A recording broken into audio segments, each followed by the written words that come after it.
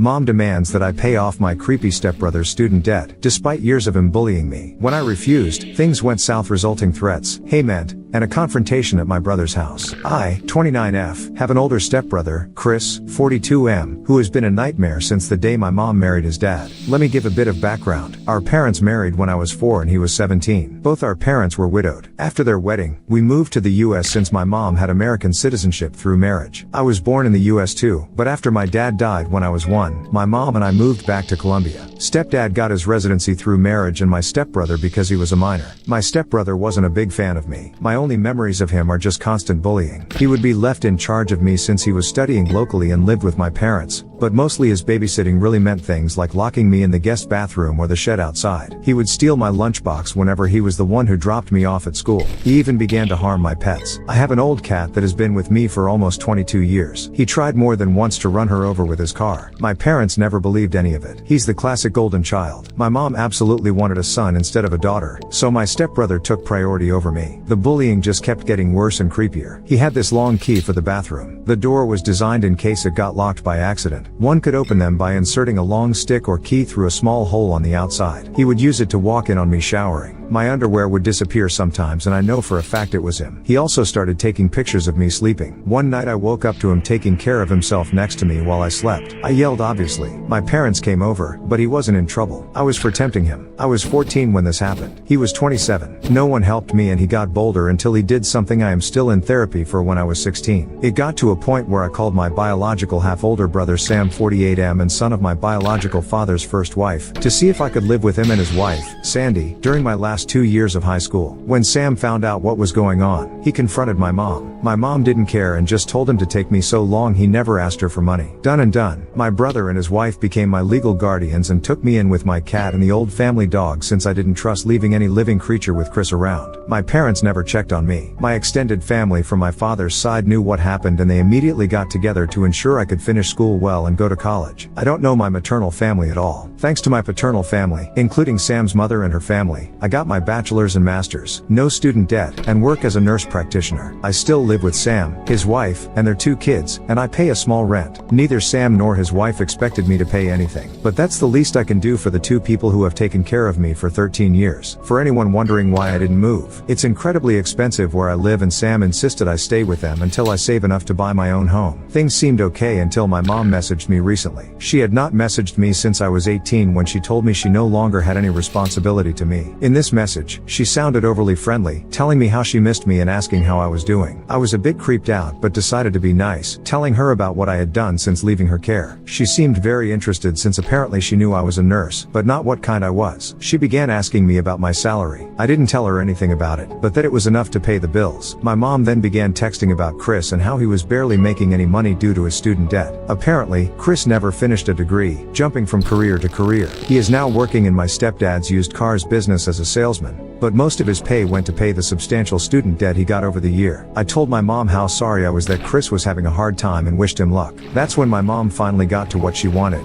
She texted me I needed to pay his student debt so he could finally begin to make the money he deserves like the man of the family. I just turned off my phone. When I got home, Sam was surprised since I was usually the last to arrive. Sandy wasn't home yet. I told Sam what happened and showed him my mom's text messages. I don't think I've seen Sam this angry ever. He told me to block my mom, stepdad, and Chris if I had not done so yet. After talking with Sam and Sandy, I called my boss to ask the next day and the one after off. This gave me a 4-day weekend including the days I'm normally off shift. My boss was more than okay with this and told me to just take it easy and let her know if she could help. This backfired because the next day my mom and Chris decided to come to Sam's house to speak to me. I was alone since Sam and Sandy were at work, and the kids were at school. I immediately called Sam and told him what was going on. He told me not to open the door and that he was on his way. My mom spent the whole time screaming that I owed them for raising me and that my sweet brother deserved the money. Chris was going around trying to find a window or door unlocked. There wasn't any since the windows have safety bars and the only other door is in the closed garage and one in the yard. The yard one was locked and just in case I locked the one in the garage. I won't post what he called me when he saw me from one of the windows, but basically, he pretty much told me they should have thrown me away when I was a baby since I grew to be a bee. He pounded in one of the windows so hard, he actually cracked the glass. Eventually, he gave up and went back to the front door, clearly trying to kick it down. I didn't have anything to worry about. The door was a security door, but I was still very scared. Between yelling, threatening, begging, pleading, and insults. I finally heard Sam screaming to them to get lost. I only saw things from the window. Sam pretty much dragged them both off the porch. They got to a point I couldn't hear, but I saw my mom and Chris pale and look scared before they pretty much ran to their car and drove off way past the legal speed limit. Sam came in a bit after and immediately went full overprotective brother mode, asking me if I was okay. He kept saying sorry and hugging me. Sandy arrived almost immediately after and she looked like she was about to commit a felony. Apparently, Sam threatened him with filing charges for what he did to me when I was 16. My brother's ace, my stepdad, was willing to testify against his own son. That seemed enough to get Chris off our backs, but not my mom. Since then, it's been 3 days, and my mom has sent texts, called nonstop with various numbers, and rallied a group of people who are supposedly my maternal family to harass me for money. She claims that money should legally be hers since she's my mother, that it's my late father's missed child support. Sam is helping me find a lawyer to get a restraining order on my mom, and I plan to take my stepdad's offer to testify by pressing charges against Chris. I can't say I can forgive him for not stopping his son, but I appreciate he's at least trying. I don't know the details, but Chris did something to a relative of his dad, and since then they had a really bad fallout. I took my boss's offer and will be on vacation for a few more days, but here it is. My vacation days are getting eaten up and my therapist might need a therapist after. Thankfully, my dark sense of humor and supportive paternal family are keeping me somewhat sane. Update: I didn't think I would be making an update so soon, but my mother is unrelenting. To the people that were so kind and gave me advice earlier, thank you so much. It really helps to have people show kindness in difficult days. I follow with the advice to freeze my credit, and I will be getting a new phone for personal use. We'll have to keep my old phone for work for a little. Now to update on the situation. We are going through with pressing charges and might do a civil lawsuit for 2 years of child support my mother owns. We are not sure yet of our chances on it, but my brother San wants to go scorch earth. As for my mother, she began a new campaign. She's been posting about me false accusing my stepbrother Chris of SA.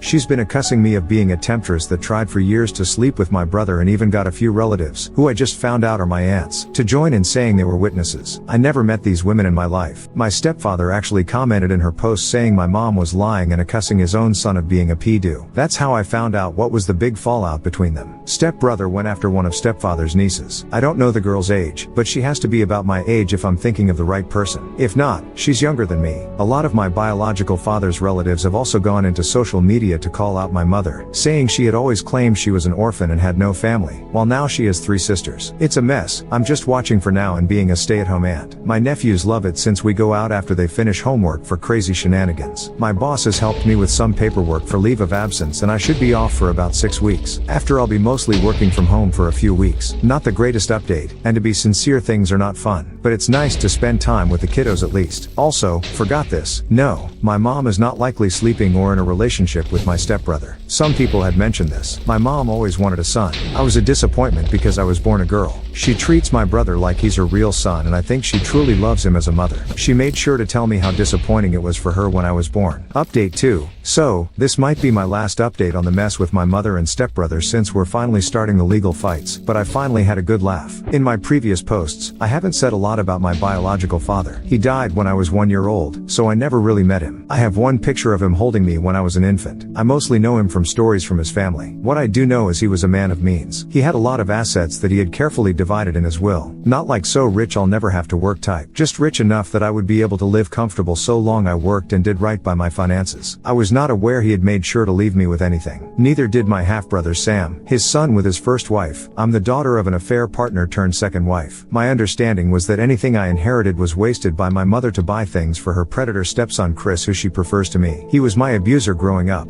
In her words, daughters don't need inheritance. Just marry a wealthy old man like me. Well, since my mother and Chris have been harassing me lately, we drove to my dad's lawyer to get some things we need from my dad's records for the lawsuit we are planning. He's a sweet older man, kinda looks like my dad a bit, and was my dad's best friend. When we met, he received me with a hug and told me how happy he was to finally meet with him. His wife was there too, and she also gave me a big hug and told me we needed to have dinner at their place. Once we all caught up, we found my mother had been faking receipts to get money from my trust. A lot of it. Some of it from when I was under Sam's guardianship. And she's not the executor of my trust. She had to provide receipts for anything. She's been sending receipts for me because I'm still in medical school. I finished school in 2021. Well, her meal ticket not only got torn, and now she's in big trouble. Because this is fraud and basically my hands are tied about pressing charges or not. She claims me as a dependent on her taxes, so my dad's lawyer would refund her for her expenses. He basically told me there's just no way we can keep this just in civil court. He had to contact IRS and the police. Doesn't help she's been using my social security number for some things she shouldn't. Thank you for the people that advised me to freeze my credit. You guys saved me for sure. I probably won't be able to post for quite a while, and I'm going to be incredibly busy. I'm just mentally exhausted about how much has happened. I wouldn't have done anything about my mom using my trust if she had left me alone. I wouldn't even know about it because the trust is set for me to take over it with proof of marriage or graduating college. And since I didn't know about it, I never sent the required paperwork to take control. She could have milked it dry if she left me alone and just kept sending fake information. I am in the process to get what's left of my trust. There's quite a bit in it and should be enough for me to get a house or condo if I mix it with my savings, and still have left over to invest or do other things safely. I might wait for a while to buy anything though. I don't know how safe it would be since my mom still has my social security number. Final update. Things are only starting on the legal side of things, so no real update or information I'm allowed to share. This is more on the personal side of things since I just came home from having my mother harass me in a bar. It was fun. As for last night, well, I decided to go out with some girlfriends for a girls' night. My half-brother Sam and his wife Sandy have been pushing me to go out for a while. We went to a local bar. I mostly stick to the stools by the bar as I'm a massive introvert, but I like seeing my friends having fun. So I was simply drinking and talking to the bartender in passing. Well, my good mood was ruined when I noticed my mother, thankfully alone, walk to me. The moment she saw me, she pretty much launched herself to hug me and began crying, saying how much she had missed me and how different I looked. I was trying really hard to get away from her, but she began causing a scene. She started begging for us to reconcile, that she was sorry I took my stepbrother's affection the wrong way, that they both love me and want me to live with them. She was loud and people were looking at me. Some even looked sorry for her, and I had people encouraging me to hug my mom back. It was embarrassing and just so wrong. I just exploded and told her to leave me alone and walked out. That was even worse because she kept following me with 2 or 3 randoms calling me an asshole and terrible daughter. She just kept swearing Chris truly cares for me and wants us to be a family again. She even said that he found me so beautiful that he couldn't help himself when he sighed me. She said when he made love to you. I was a minor when he attacked me. He was almost 30. I just started crying and screaming at her to go away and leave me alone. Thankfully one of my more sober friends called Sam and he came over very fast. He scared away my mom and took me home. I'm now 100% sure I don't want to go out. For people wondering why I never called the cops, I called the cops since I was 11 to report the abuse. I reported at 16 what he did to me. They took his side. I don't trust them. I truly believe cops don't care about SA victims. I'm just writing this to get it out of my system. My therapist is unavailable, so Reddit is the next best thing.